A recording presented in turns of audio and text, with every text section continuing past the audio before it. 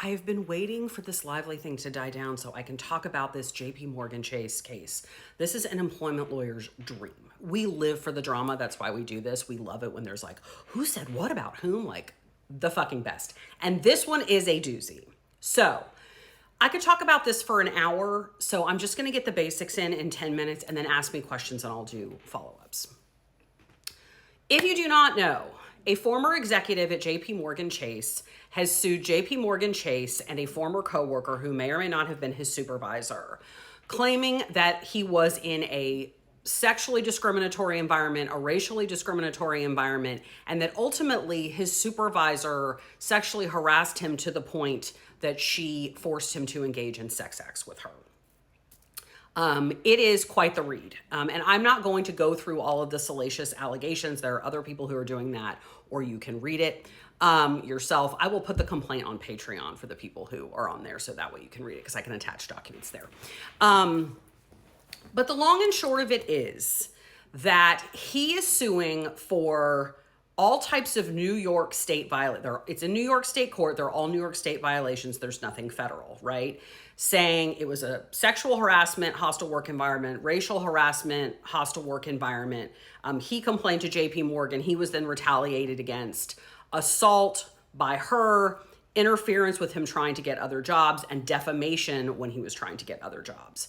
He is claiming that this incident has not only ruined his current life, but has ruined his entire career because of the time that it took for JP Morgan to go through its process and because of all of the conversations that these people had about him while he was being investigated, basically poisoned him to everybody else on Wall Street and in New York. Because this is an educational channel, we have to go through this because we're learning, right? He files this in New York State Court. He lives in New York. JP Morgan's principal place of business is in New York. She lives in New York.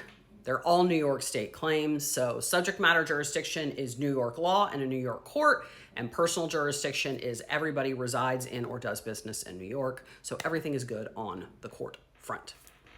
Now, I am, like I said, not going to go through all the salacious stuff, but you can read this. This is the kind of stuff that he alleges was happening in his office, and that this kind of racial talk also spilled over into the sexual harassment because she would denigrate him while she was trying to assault him, right? Like, I want your big colored thing, okay? It's pretty nasty. So it's like all mixed up together, which is very interesting. But this is the kind of stuff that he's claiming happened, which ultimately led to, him not getting promotions. White people were getting promotions and he wasn't. He went to JP Morgan and complained. They didn't do anything about it. He got retaliated against, the snowball went down. So the one thing the parties seem to agree on, JP Morgan and the colleague, the potential supervisor, Hajdini, have not had to respond to the complaint yet. I'm not even sure they've been served yet, but they've been giving statements to the press. And the one thing that everybody seems to agree on is that he did make an internal complaint of discrimination and harassment.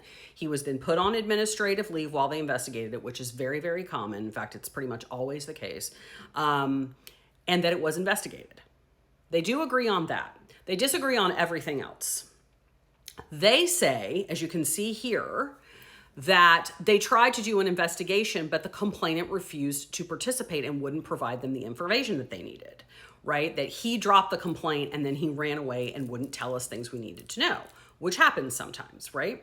He claims they drug this investigation out for months and months and months, which kept me on leave, kept me from being able to talk to my clients in a very cutthroat atmosphere, which means essentially I lost all of my business. One thing I just want to put on your radar, because I think it's going to be really important in this case, is that the assaults that he claimed happened when he claimed that she forced him to engage in sex acts in an off-business apartment, a private apartment. The first time he says, he tells a whole story about how difficult it was and how he tried to say no and he was crying and all that. But that after that, he claims that she would roofie him and put Viagra in his drink so that she could take advantage of him at this apartment.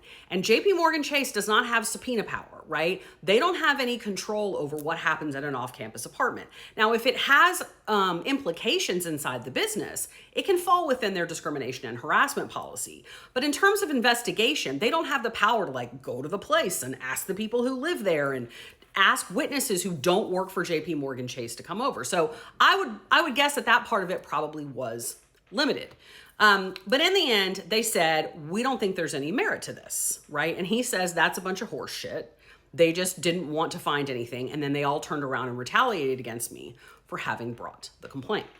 So one of the first things that I read that I was like, okay, this is in his favor, is reporting has come out in the last couple of days, and it's been confirmed by the Wall Street Journal and the New York Times, that JP Morgan offered this guy $1 million when he left. He had left, he had to sign a separation agreement, that they offered him $1 million. Someone in JP Morgan has leaked that. And they confirmed, yes, we did try to settle, they didn't say the amount, but yes, we did try to settle this, whatever. Which is not a huge deal. Like, yeah, it is normal to settle a complaint with somebody. But why would you offer someone $1 million if you said there's nothing there? That's fishy. That's real fishy. The things that are in the plaintiff's favor, the kind of stuff he says people said in his office and around this atmosphere ring very true to me. If you've ever known anybody who worked in finance, this is how they talk. It's very sexually graphic. It's very racially derogatory. Sometimes it's like everybody's in on the joke. But when he talks about all of these slurs and all these things that people said, that rings true to me because that is how a lot of this business, a lot of the, even big law firms are like that sometimes. That is not uncommon. I have also seen women do things like this. It is not common, but I have seen women use their position to try to get people who work underneath them to do what they want them to do. Like, hey, you're going to hitch yourself to my star. And oh, by the way, I'm going to require you to do this. Women do that. I've seen it happen. The best thing he has in his favor at this point is the stuff he just filed when he refiled his complaint, which is 2 affidavits from people who saw some of this stuff happen, or so they claim. One at an event that they had at the Barclays Center, and one at this apartment, right? Because he's at this apartment and they're having this exchange, which he says, you know, he doesn't want to engage in these sex acts, which would normally be a he said, she said. But one time when they were over there, somebody was sleeping on the couch. And this person has filed an affidavit under penalty of perjury saying, I heard him say, no, you have to leave. I'm not going to do this. Please stop. So that is definitely in his favor. There are also text messages that he has from people at JP Morgan threatening his family, saying, we know where you live. So he does seem to have at least some evidence to prove some of the things that he is saying. The other thing that is in his favor is stuff like this keeps coming up, which is apparently, and this company, I think, just put this out to the press on their own without being asked. This is a company that said, hey, this guy, that's his name right there. He's trying to plead anonymously, but somebody leaked it, so we all know who he is.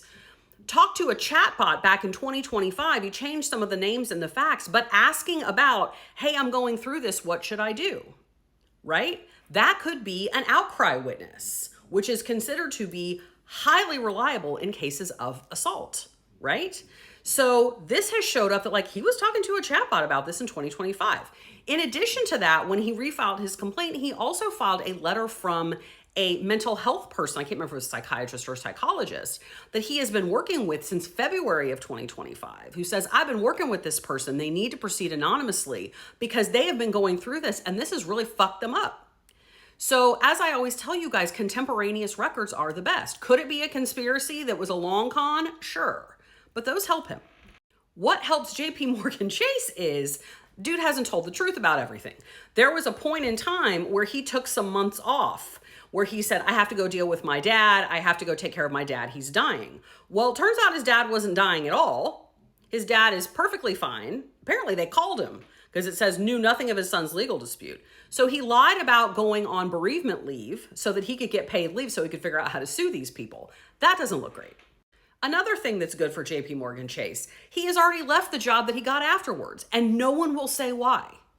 That's fucking weird. He left, we're not able to share further information. Suspicious. Then 2 other things. JP Morgan Chase has tried to put out an org chart showing that she was never actually his supervisor. That doesn't mean everything, but I am interested in seeing what that looks like. But I don't trust what I'm getting from the news. I want to see it as actual evidence. And the other thing is that he did have to sign a separation agreement. So did he waive all these claims?